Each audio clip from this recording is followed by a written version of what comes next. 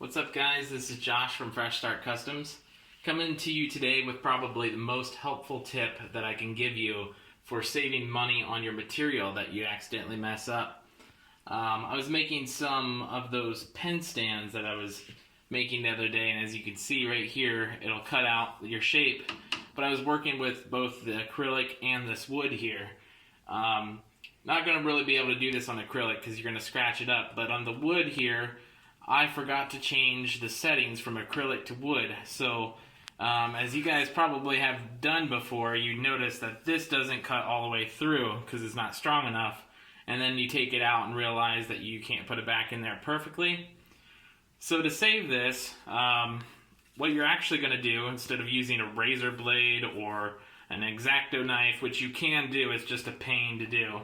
What I do is I actually use a thicker grit sanding material on a oscillating sander here, and then you can just sand this off. Now this obviously works perfect for flat layer designs, but since this is a 3D layer design, it's going to throw off my thickness, obviously, so that's going to mess up some of your 3D layer designs, but most people do flat layer designs.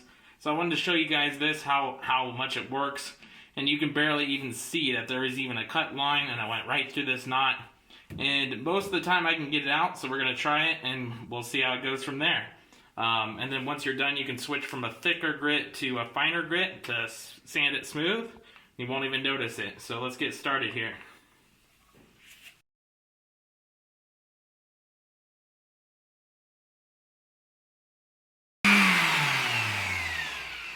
Alright, so I'm going to stop there. I've got more of a fine grit material, or sandpaper.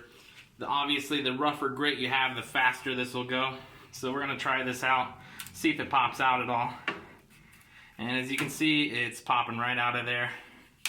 And that's just saved you a ton of material there. You can just clean off the little burrs on the edges there. And you can even sand those edges down if you need to. But that just saved a lot of material, and if I need to, I can even sand that down a little bit more for this centerpiece. Looks like I might have to, but you guys get the gist of it, and I hope this helps you out. This is going to save you a lot of material and a lot of time, and we'll talk to you guys next time.